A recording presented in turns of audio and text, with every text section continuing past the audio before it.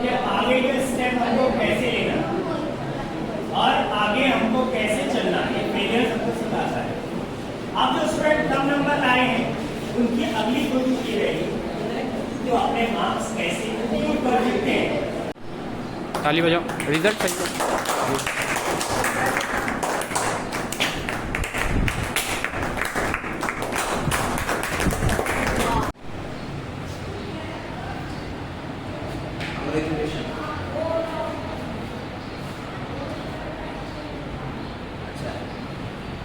आ जाओ।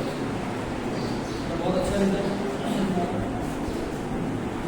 आपका इसमें जो है ना मैक्सिमम A to B1 देंगे, ये जो इसके हिसाब से यहाँ पर ग्रेड है।